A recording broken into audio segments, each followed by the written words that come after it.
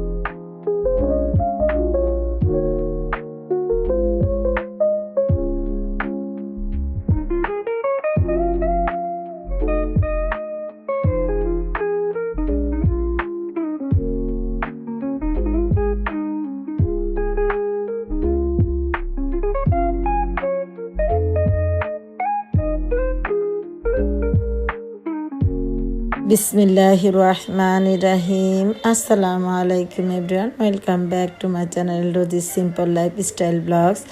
আশা করি আল্লাহর রহমতে সবাই ভালো আছেন। আলহামদুলিল্লাহ আমরা ভালো আছি। নতুন একটি ফ্যামিলি ব্লগ দেখার জন্য সবাইকে স্বাগত জানাই। ইনশাল্লাহ ভালো লাগবে। ব্লগটা শুরু করে দিয়েছি বিকেল থেকে। তো যেহেতু একদিন পর পর ভিডিও ছাড়ি, তাই প্রতিদিনের সব কিছু আপনাদের সাথে শেয়ার করতে পারি না। আর আমার এটা হচ্ছে যেদিন যা রান্না করি সেই রেসিপিটাই আপনাদের সাথে শেয়ার করি। এবার আমার এই ব্লগ এই চ্যানেলে আমি তাই করি। আমার আরেকটা চ্যানেল আছে রোজিনা হাবিব ব্লগস, ওইখানে আমার লাইফস্টাইল সব কিছু শেয়ার করি।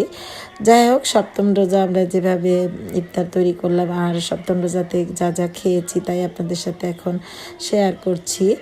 দেখা যায় কি এই অল্প অল্প করে কাটছাট করে শেয়ার করলেও ভিডিও অনেক বড় হয়ে যায়। তারপরও আর কি শেয়ার করি, কী করবো বলেন।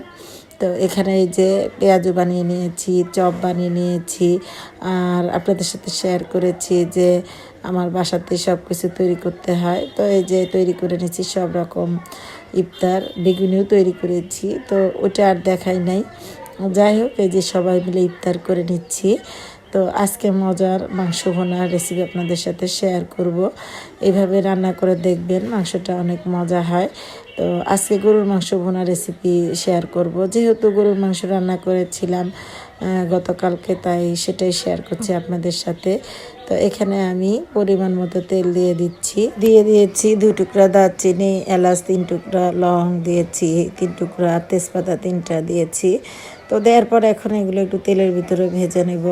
আর শুকনো মশলাগুলো একটু তেলের ভিতরে ভেজে নিলে হয় কি এর ফ্লেভারটা সুন্দরভাবে তেলের ভিতরে আসে এবং পরবর্তীতে ঘ্রাণটা ভালো হয় আর কি। দিয়ে দিলাম পরিমাণ মতো পেঁয়াজ, আর দিয়ে দিলাম পরিমাণ মতো লবণ। এখানে আমি 1 কেজি পরিমাণ মাংস রান্না করব। তো এখানে যে পেঁয়াজ দিয়ে দিয়েছি কতগুলো, ছোট একটা বাটি। তো যেহেতু একটু ভুনার মতো রান্না করব সেহেতু একটু বাড়িয়ে দিলাম পেঁয়াজ। দুপুরবেলা যে ভয়েসটা দিচ্ছি, চারিদিকে একটু নয়েজ হচ্ছে, প্লিজ ইগনোর করে যাবেন। তো পেঁয়াজটা এই যে লবণ দেওয়ার কারণ হচ্ছে পেঁয়াজটা তাড়াতাড়ি একটু কালার এসে যায়, আবার নরম হয়ে যায়। দিয়ে দিলাম এখানে বড় একটা টমেটো কুচি। তো আমি যেভাবে রান্না করছি এভাবে রান্না করে দেখবেন।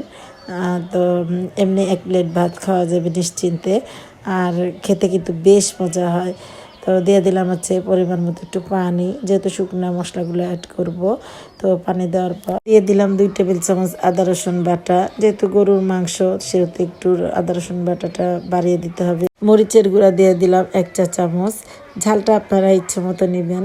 আর রমজানের দিন যেহেতু সারাদিন পেটটা খালি থাকে, তো সেই জন্য আর কি সব কিছু বুঝে শুনে দিতে হবে, তা নাহলে আবার পেটে সমস্যা হতে পারে। এখানে দিয়ে দিলাম হলুদের গুঁড়া 2 চা চামচ, আর জিরা ধনার গুঁড়া দিয়ে দিব 2 চা চামচ, দিয়ে মশলাগুলোকে ভালোভাবে কষিয়ে নিব। আবার টমেটো সসও দিয়ে দেবো এখানে। আর এই টমেটো সসটা আমি বাসায় তৈরি করেছি। টমেটো সস তৈরিটা আপনাদের সাথে শেয়ার করিনি অবশ্য, কারণ অন ক্যামেরাতে করতে পারিনি, অফ ক্যামেরায় করেছি। ইনশাল্লাহ হালকা পাতলা শেয়ার করবো আপনাদের সাথে।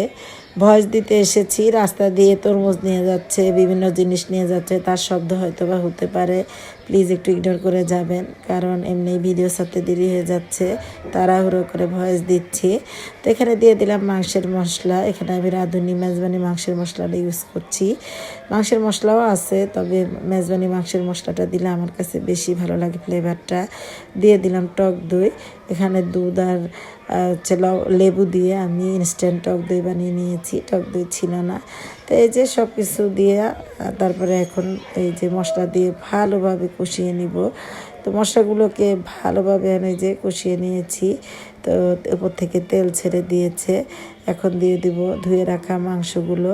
তো এই যে মাংসগুলো এখন দিয়ে দিচ্ছি। তো মাংসগুলো কিন্তু ভালো ছিল। অনেক সময় দেখা যায় অনেক মাংস ভালো থাকে না, কিন্তু মাংসগুলো মাশাআল্লাহ খুব ভালো ছিল, আবার খেতে অনেক টেস্ট হয়েছে।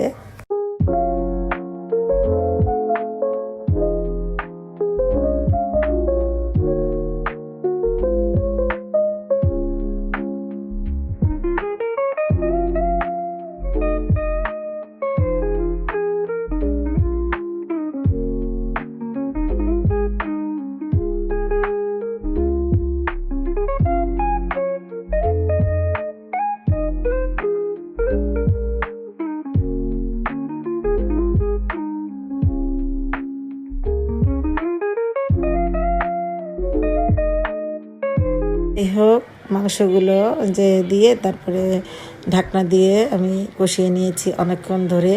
আসলে কি ভিডিও এত কিছু দেখাতে গেলে ভিডিও হয়ে যায় অনেক বড়, তো তারপরেও অনেক বড় হয়ে গেছে। এবার দিয়ে দিলাম পরিমাণ মতো পানি। তো পানি দিয়ে এখন ঢেকে সুন্দর করে রান্না করে নিব।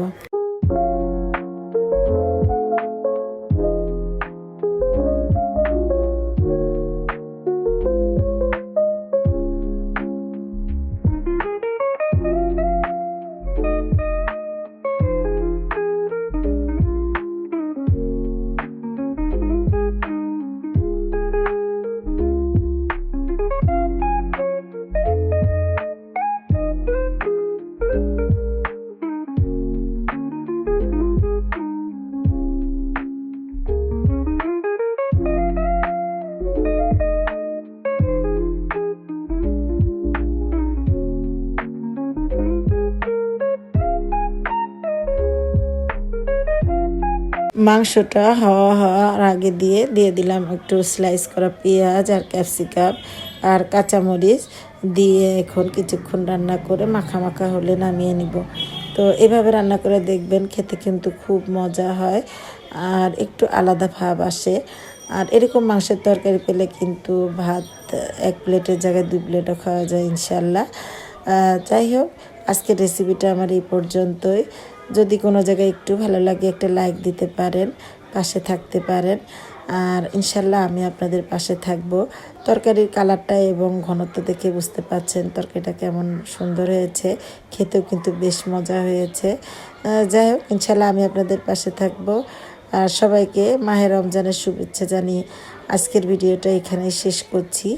আর সবাইকে ধন্যবাদ আমার এই ভিডিওটা দেখার জন্য।